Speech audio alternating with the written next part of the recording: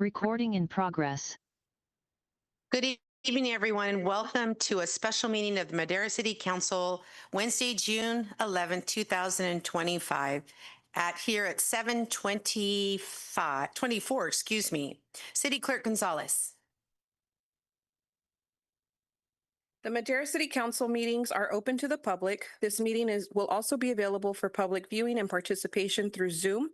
Members of the public may also observe the live stream meeting on the city's website at www.madera.gov/live. Members of the public may comment on agenda items at the meeting or remotely through an electronic meeting via phone by dialing 669-900-6833. Enter ID 820-1908-4853#. Press *9 to raise your hand to comment and *6 to unmute yourself to speak. Comments will also be accepted via email at citycouncilpubliccomment@madera.gov or by regular mail at 205 West 4th Street, Madera, California, 93637. We'd also like to make a reminder that Wordly is available to those wishing to use this translation service. Thank you for that. At this time, I call this meeting to order for roll call, please.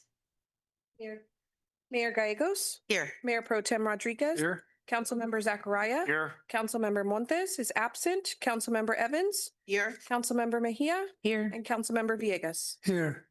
Thank you for that. I'm going to just move on over to the approval of the agenda. We did these other invocation and pledge allegiance just a few minutes ago at our last meeting. So at this time, I bring it to my colleagues for any questions or concerns.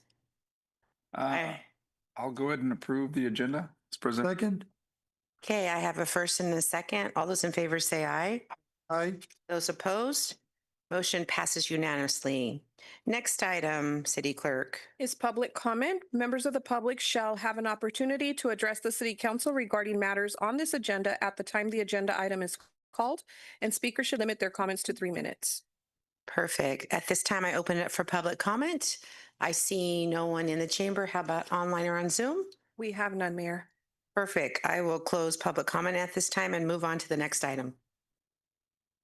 Item A1 is fiscal year 2025-2026 budget workshop revenues. Thank you. And that will be presented by our financial director, Lima. Welcome. Thank you, Mayor. Let's see. And there you are. I think that's it. Nope, I'm not there yet. Oh, that's it. There we go. Okay. Let's see. Oh, I am on. Good. Good evening, Council. Mayor, Council, Mike Lima, Director of Financial Services. It is my pleasure tonight to bring to you the first unveiling of our upcoming fiscal year city budget. We are coming to the end of our fiscal year and we need a new budget to start the new fiscal year. And so this will give you a kind of a preview of where things are at and what we've been doing. I can assure you that our budget gnomes have been hard at work coming up with numbers for this upcoming budget. And I think we are at the point right now where we are ready to start talking about revenues. So with that, I will get into the presentation. So as I mentioned, staff is finalizing a proposed budget for the 25-26 fiscal year. Just as a reminder, the city operates on a fiscal year, which runs from July 1st to June 30th.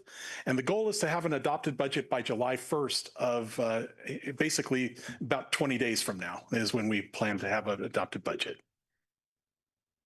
This presentation will focus on revenues. We'll discuss 3 items: an update on the 24-25 revenues, a partial list of projected revenues for the upcoming fiscal year, and assumptions shaping the fiscal year 25-26 revenues. So let's start with the general fund. You've heard me say many, many times, we've got the big 5 in the general fund. Those 5: sales tax, property tax in lieu of VLF, property tax by itself, permit revenues, and interest. Again, just as a kind of reminder, I know you've heard me say this many times, but the big 5 make up 68% of total general fund revenue. And that's using fiscal year 24-25 amended budget numbers. So if these 5 are not producing, we're in trouble, is what it comes down to. Sales tax by itself, we're going to look at that because that is about 30% of our revenue. So about half of that 68 is sales tax. it's really the lifeblood, so to speak, of our finances here at the city. So sales tax is also known as the Bradley Burns tax. That was named after the two legislators that kind of revamped the sales tax law several years ago. It's applied at a statewide level. And for cities, we get 1% of whatever that tax generates. So when we are discussing sales tax, we're only referring to that 1% portion that can be used for general government operational costs.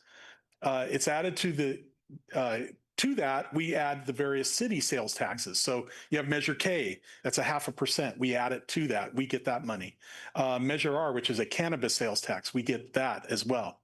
And then Measure T, that is done at a countywide level, and then they allocate some to us. So that's another 0.5%. I believe the sales tax rate here in Madera, if I remember right, is 8.25%. So that's how you get it. It's 7.25 of the state plus half Measure K plus half Measure T, gets you your 8.25. So let's take a look at the numbers and what they have, what they're showing. So when I talked to you about the mid-year, I had numbers through January, but we've got February numbers now, and February was a good month for sales tax. We were up $69,308, which is about 8% over last year. So it was really good. Still running behind last year, only going at about 133. We were behind last year by about 133,000 in gross receipts, but still is good to see February come in stronger than what we had seen in February of 24. I've got this nice little graph here, just because I'm a visual person. I like to see that. And so this gives you the sales tax by month. You can see the orange line is the current fiscal year. The blue line is last fiscal year. And you can see that our lines again crossed in February. We actually had a better month than what we had the previous year. But again, we're basically digging ourselves out of the hole that we had in July, August, and September. We still have not caught up with that entirely. So unfortunately, that is the good news on sales tax. Now I'm going to show you the bad news on sales tax. So we have a sales tax, or we have a tax sharing agreement with the county. We give them 4.5% of our sales tax. And so far this year, that's come out to $596,968 we have sent to the county. So really, where we are at, we're not 130,000 behind, we're 730,000 behind where we were last year because of those payments to the county. That tax sharing agreement, fiscal year 24-25 is the first year of that. It's a 5-year deal, so we are with this deal for another 4 years. And this is what the graph looks like when you factor in the county payments. Those first 3 ugly months become 4 and 5 really ugly months. And then it's not really great in February anymore. So definitely the county tax sharing agreement is having an impact on our revenues. There's no question about it. That also plays into what our estimates are going to be. So this is our sales tax numbers. We are looking at, last year we collected 12.5 million. We had a budget this year. We built the budget assuming 12.9. Right now we are thinking we're going to end up at about 11.8. So about 1.1 million under our estimate. We are looking at next year a figure of about 12 million. That is what we assumed in the budget. So a very small increase, not very much. Our estimates, by the way, come from HDL, which is our sales tax consultant, and we did deduct out the amounts that we project will be shared with the county. The growth, any growth that we've had from year-end projected to the budget estimate is due to new businesses that have opened. We are seeing, the In-N-Out, the Smart and Final, the Ross, they are contributing. We are starting to see that. That being said, our largest sales tax generators continue to be auto dealerships and gas stations here in the city. So sales tax is not great, but fortunately, a couple of others are kind of making up the difference. property tax in lieu of VLF. I know I've talked about this a few times. Basically, we used to get vehicle license fees. That's what VLF stands for. Back about 20 years ago, the state swapped out as part of a very large restructuring of how they share money with local entities. They gave us extra property tax in lieu of the VLF. They keep the VLF and they give us extra property tax. That property tax in lieu of VLF grows as assessed value grows, so it grows the same way that property tax does, and it has grown very nicely. This year or last year, we collected 8.2 million. Through the end of May, we've already collected 8.8. We think we're going to end up at 8.9 million. And so our budget estimate for next year, we tacked on 2% growth. And we're thinking that it's going to end up at about 9 million next year, which is a pretty significant increase. Let's talk about property tax itself. I like this graph because it's really shown what property tax revenue has done. So as property tax is pretty basic. If you, it's based on assessed value. If you, and you get charged 1% of your assessed value of your property. So as the assessed values go up, that property tax goes up. That amount, by the way, 1% is capped because of Prop 13 passed back in 1978. I'm feeling really old because I remember when Prop 13 was passed. So I feel really old right now. But anyhow, it's hard to believe we're coming up on 50 years of Prop 13, but here we are. So the Prop 13 also says that the most that a property can be assessed or the most that it can be increased in any given year is 2%. So you pretty much are guaranteed that you're going to get 2% growth in property tax. But we've seen a lot more dramatic than that, as you see up on this graph. We've gone from just a hair over 4 million in 2019-20, and we're right now pushing 5.5 million this year.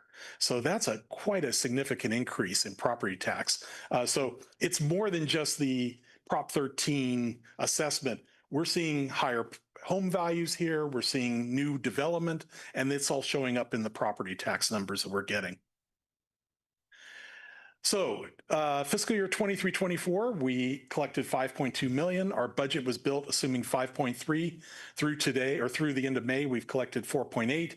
We think we're going to end up at 5.5 million. And so when we went to build the budget, we looked at the graph again. I'm going to go back. And that curve is a lot steeper than 2%. If you take the full 6 years, it's actually about 6.8% is what we have averaged over the last 6 years. And even if you look at the down year, that was the COVID year, or in COVID, the pandemic started, we had a drop, but it rebounded right away. If you just take after the COVID years, it's almost 10% growth each year. We're seeing in property tax. So we thought that was a little aggressive to say we're going to grow by another 10% next year. So but we need to reflect the fact that it's been 6.8 over the last 6 years. So we kind of compromised and we decided we're going to bump it up by 3.1%. This is a change from what we've done in the past. We've only assumed 2. Now we're bumping it up because we have seen that solid growth over the last several years. So we're actually, for property tax, we're assuming a 3.1% growth rate in the budget. Permit fees. So permit fees are flat. We would love to see some more permit fees because that means there's more building going on, there's more stuff, but we're just not seeing it in the pipeline right now. Our building folks are telling us that there's really not a lot out there at the moment. And so we've kept it pretty flat. Last year in 23-24, we actually collected 1.5 million. Our budget assumed a slight drop, 1.4. We think we're going to end up at 1.2. And we actually are going to be below what the budget estimate is. And so we've ratcheted down our next year's estimate a little bit. So we're at 1.3 million. Again, permit fees include such things as building permits, fire permits, electrical, but do not include development impact fees. Interest. So interest has been our friend, has helped make up for some of these shortfalls. we have taken advantage, as I mentioned in other briefings to you, we have taken advantage of the fact that interest rates back during the pandemic, they were around 0.5%. You buy a bond, you'd buy a CD, they were paying about 0.5%. Today they're paying around 4 to 4.5. We're taking that money that was earning 0.5, and we're reinvesting it at 4.5. And so interest has really increased. And so interest, we collected 900,000 a year ago. The budget assumed $1 million. We think we're going to be right at that $1 million. We've actually, if you looked at the books today, it'd be $1.3 million, but some of that money belongs to other funds. We haven't moved it out yet. So we think we're going to end up right around the $1 million like we thought we would. But next year, we think we're going to be at $1.5 million. And that's going to make up some of that shortfall that we've had in other revenue streams that we've got. Going to touch on a couple of others. Our hotel tax, otherwise known as transient occupancy tax, continues to show growth. I mentioned it in the mid-year report that it was kind of a surprise to see it was coming in a little stronger than what we thought, and has continued since the mid-year. So the revenue at the end of April of 2025 is $906,106. That matches what we thought we were going to get in the whole year. So we collected enough hotel tax in 10 months that we thought we were going to get in 12. So that's a good place to be. We're actually getting a little more. Right now, we think we're going to finish just under 1.2 million, which is about 150,000 higher than what we actually collected last year. The question is that sustainable? Is it a one-year blip? Did we get, a large party that everyone showed up for and rented out rooms here? We're not really sure. So we're being a little conservative again. We've set the estimate at 1,050,000. So up about 150,000 from last year is where we think we're going to be, but 150 below what we think we're going to end up this year. So trying to draw that kind of that middle line there with that tax. Next up is cannabis. I had briefed you on cannabis before, cannabis collections. I'm happy to say we are right now at $197,282 in cannabis tax collected. That is all from one store. As you probably all know, there's a second store that has opened recently. We do not know if that second store will expand the market, or will it just take customers from the existing one and we'll still end up with $197,000. The bottom line is the cannabis market's still developing here in town. So at this, we're not going to be, just like we did this fiscal year for the 24-25 budget, we are not including a revenue estimate for cannabis in 25-26. We still want to see how this market develops as new people come in and as we get a sense of where things are. But just so you know, we've collected $197,282 so far. All right, so what's the big picture look like for the general fund? Well, our big five, I'm going to compare amended budget 24-25 to the budget estimate for next year. So you see the big five are going from 29 million to 29.4.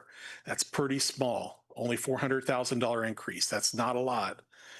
On the other side, the other general fund revenues are going from 13.8 to 12.9. Now you might say, oh my gosh, they're dropping.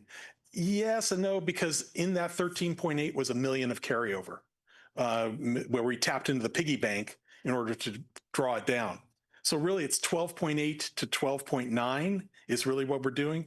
So if you go down to that very bottom line, net general fund, you see 41.8 to 42.3. That's what we're really talking about. That's what we're building the budget with. And so we're looking at only about $500,000 increase in general fund revenues for 25-26.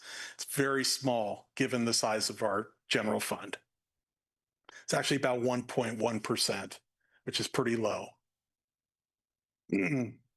So in essence, we're assuming general fund revenues are going to remain flat. As a result, we are probably very, very, very likely that we are going to be using unrestricted fund balance in order to balance the general fund. So we're going to tap the piggy bank in order to do it. Let's go on to a couple of other revenue streams that you have. Measure K. Measure K is a sales tax, as I mentioned, and it is behaving exactly like the sales tax we use for our general fund operations. It's flat.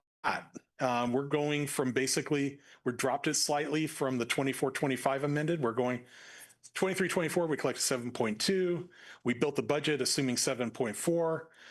We think we're going to end up at 7.2 again. So next year we're saying it's only going to be 7.3.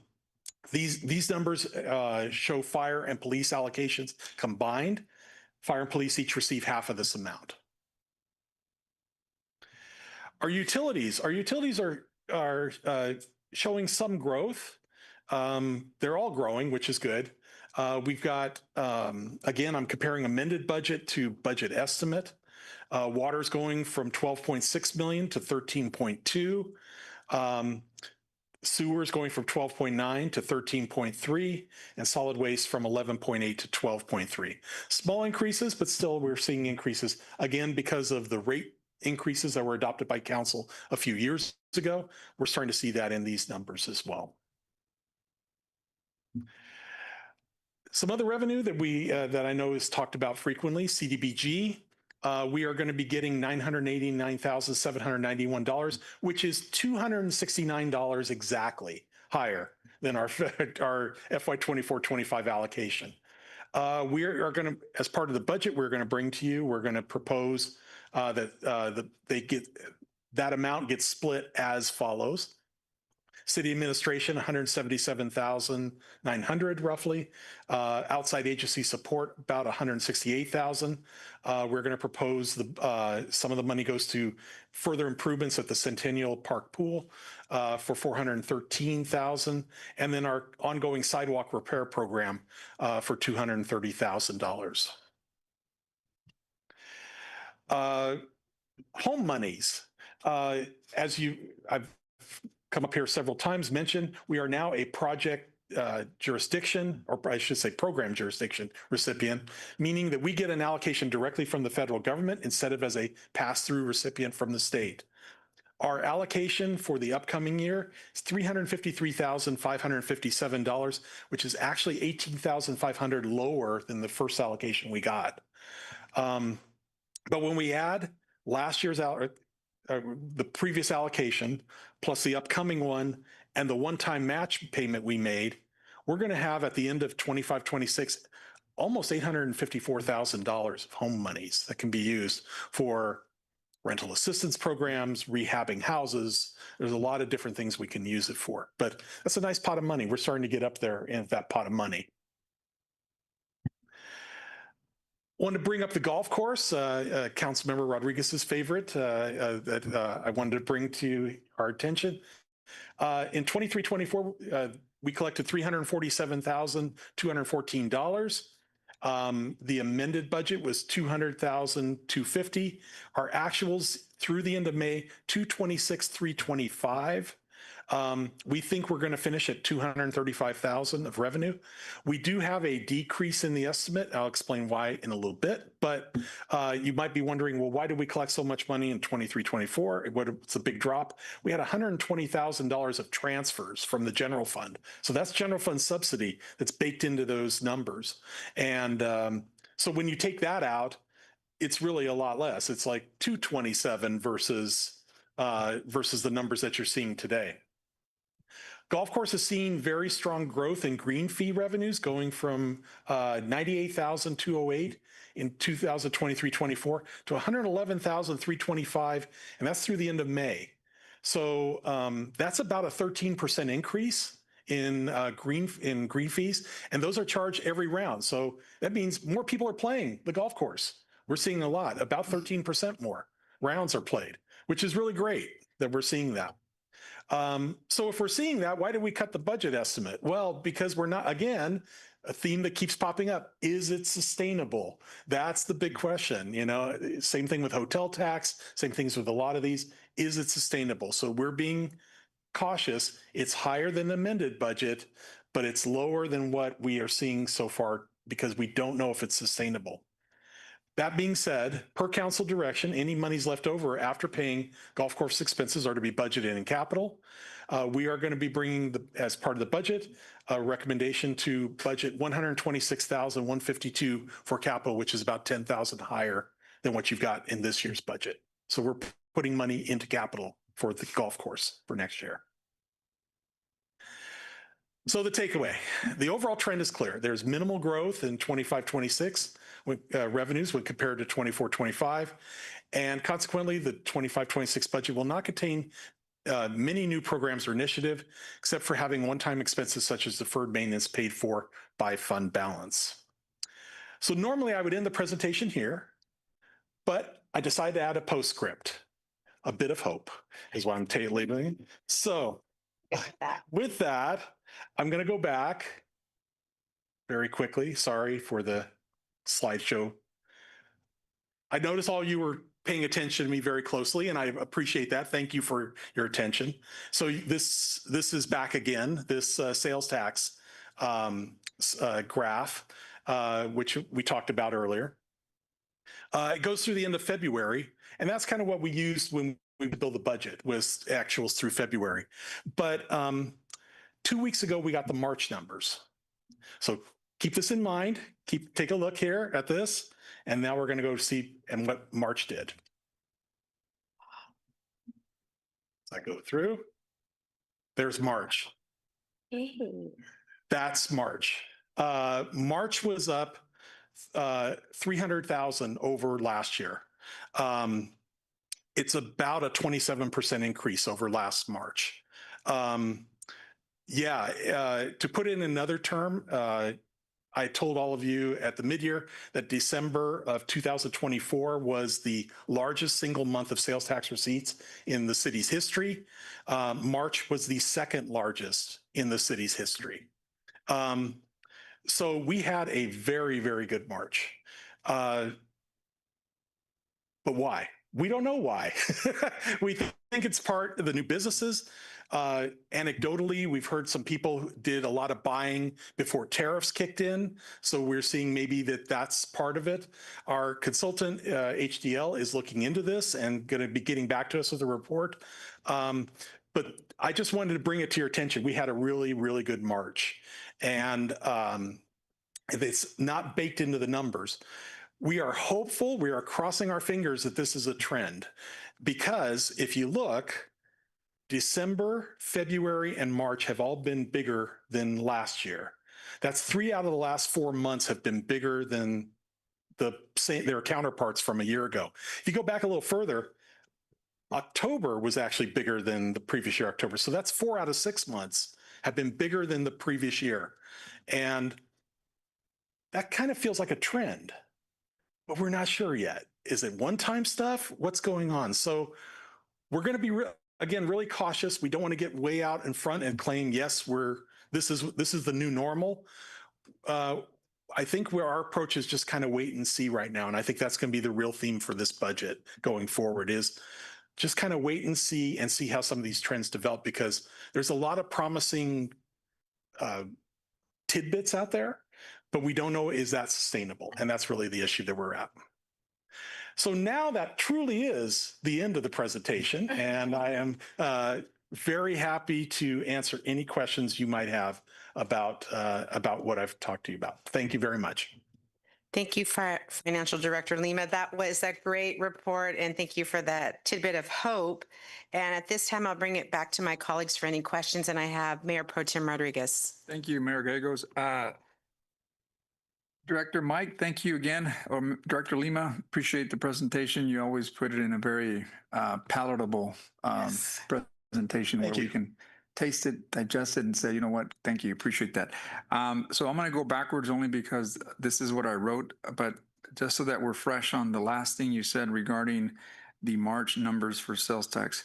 Now, HCL is looking into it. It seems to correlate a lot with tax season refunds.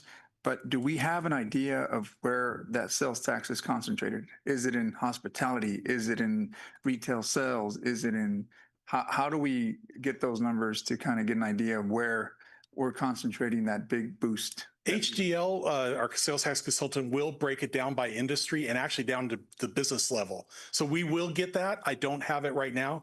I can tell you, though, that in the past, it has been gas stations, it has been auto dealerships, it has been tractor sales, and it has also been our big stores, like the big box stores like Walmart, Lowe's, Home Depot. Those are the places that generate the most sales tax. Yeah, and I'm not gonna bet on it, but I'm saying like the tariff certainly may have an impact in a lot of the farm equipment maybe, and that could be something big. I But that's agree. good. You did touch on the increase in the golf course revenue regarding rounds. One of the things that I just wanted to bring to the attention of our body here is that we still need to have a better accounting system for us to identify the amount of rounds, just to know that we are tallying up the same amount of rounds, but we don't have anything to show this city other than what is being provided. And I'm not saying that we're not great partners in that information, but I think the city should be a good steward and at least verifying the accounting of how these rounds are generated so that we know exactly how much is due per round, right? There Yeah. may be some rounds for, and I think this has been brought up before regarding, like, there are their own members that they have that probably play 3-4 times a week. Mm-hmm. Are those being accounted for? And we don't have that. That we don't have that information, whether it's accurate or not. We just take their word for it. So how do we check and balance that? That's one question. So I'm sure they're right, but it's always good for us to be good stewards of that too and make sure that we hold them accountable. Yeah. And then the other question I have is, you mentioned tap into our reserves. Do we have an idea of how much we're going to tap into the reserve? Well, that's next week's presentation, but I can tell you it is bigger than what we have this year. If we had $1 million this year, it's more than that. Okay. But I got to keep you hanging for a week. So. Yes. And it's good to know, because when we go into any type of negotiation or we go into making any informed decisions, those numbers are very important to us because, as you know, our neighbors to the south, in Fresno and other cities are facing some budgetary issues, and we want to be in front of it so that we know exactly what needs to be done so that we're not facing these issues down the road. So thank you again for the suspense. I'll look forward to it next week. Last but not least, I know you did mention the Bradley Burns, and prior to this tax sharing agreement, the city did have a 3% allocation to the county. Again, I know I'm not saying that our hands were tied behind our back, but we had a major development taking place that required us to ratify or at least get into a tax sharing agreement. And that increased from 3% to 4.5%. So I was kind of curious as to, you mentioned some numbers, but how much more did that increase for us compared to what we had prior? Because I think this took initiative when last year. I think we've gotten into this tax sharing agreement for well over 2 years now, right? Yeah. Yeah. Okay. Yeah, but I noticed that we do have an increase, obviously year over year. Yeah. I mean, this is part of the tax sharing agreement that we're paying a certain percentage of that Bradley Burns, which is 1% that we get back. We pay them back 4.5%.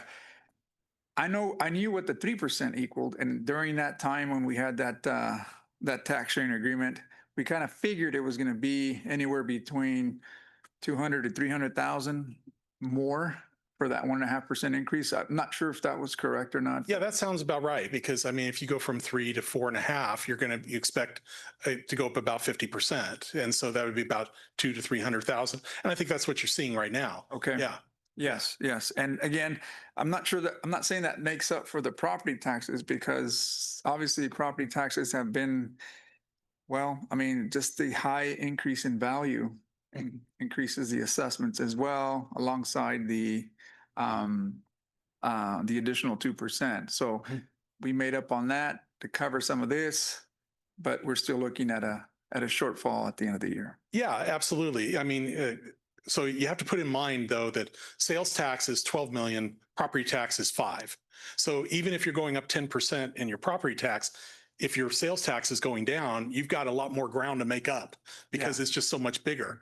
And so, yeah, I do think, I guess the way I would put it is property tax plus property tax in lieu of VLF has offset the decline in sales tax almost identically. And so, which is great, but as you'll see on next week, our expenses have gone up. We can't be at net zero. We need to be growing in order to keep up. And that's the issue. And the inventory around, I mean, our county, a lot of these taxes that we're seeing, well, not so much in the city, but I know in the county has been growth due to developments outside of the city, new construction. Obviously, those bring in higher and generate higher property taxes than those folks that have been in their property that haven't turned that over yet. Oh, yeah. And I know that that hasn't happened like it did in 2020, where you saw that big increase because folks were just turning that over and buying, upgrading, buying. But now it's kind of slowed down. So we don't, I can only see from the industry that I'm in that it's kind of tapered, it's slowed down.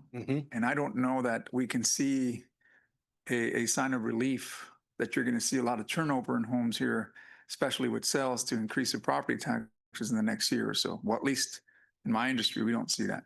Yeah, and I think we see in ours that, as I mentioned, the permit revenue, we're not seeing any growth. That's what we're hearing from our permit team. We're not seeing it, and it's mirroring your experience on your side. Stagnant, yeah. And so that's why we're being very conservative in our revenue estimates, because we're just not seeing the sustainability at this point. Yeah. Well, again, I know the last thing you want to hear is we have to dip into our reserve balance, but I mean, that's what it's there for. And I think we've done such a great job over the last couple of years. I think our city manager has made sure that we've kept a good reserve balance for these, these specific moments. We just don't want to exhaust our reserve balance, but we certainly want to make any informed decisions to be able to take action on any future budget planning. So thank you again, Mr. Lima. Appreciate your presentation. Thank you. Thank you, Mayor Pro Tem Rodriguez. We have now Council Member Zachariah. Thank you. And thanks for the presentation. Again, I know we kind of talked a little before the meeting, when you ask like the numbers in March, I've always liked looking at our financials because it mirrors a lot of the retail sales that we see on our end. My concern with that, and I know there's the lag, is that, what we're seeing in today's sales tax is a dramatic drop, especially year over year from where we were last year. So that's my concern, is where, March looks great. I would put the bit of caution out there just to say, this month I can say it's dramatically lower than previous years. So that's my caution. I hope it's not. I hope we're going to see other industries absorbing that, and maybe we can kind of keep some of that tax revenue. My question though, I had a call today from a company that advertises for the golf course, and I didn't know, do we get any kind of reimbursement from advertising or anything from the golf course, or is it simply just those fees from the players, from the rounds? So we get a base rent from them, which I believe is about $65,000 a year. Does that sound right? Yeah. And then we get green fees. We get a portion of the green fees as well. I would guess, well, let me put it this way. There's no direct advertising dollars that are given back to us. It could be buried in that rent figure that they're paying us, the flat rent, but there is no direct. You get 10% of our advertising revenue. We do not have that in the contract. So I guess because the question in my mind when the call came in was thinking about, well, if there's this revenue stream coming from a third party, and what's the percentage coming to the golf course? Who's in control of that? Is the golf course benefiting from my advertising money, or is there something coming back to the city? It would be, well, the check would be going to the golf course operator, which is Sierra Golf Management, SGM. They would get it. We would probably get, again, it might be in part of the revenue streams that they get. They send $65,000 to us of that. But is SGM getting 80% of the revenue? We're getting 20? No, that's not happening. All right, thank you. Mm-hmm. Okay, thank you, Councilmember Zachariah. With that, this was informational, so I see no questions. At this time, I open up for public comment. I see no one in the house. Oh, Oh, no one online or on Zoom? Okay, thank you. Great report. Financial Director Liam, thank you for being with us tonight. You. At this time, I would like to adjourn the meeting at 8:03. Our next meeting will be Wednesday, June 18th. We will see you then. Thank you, everyone. Good night.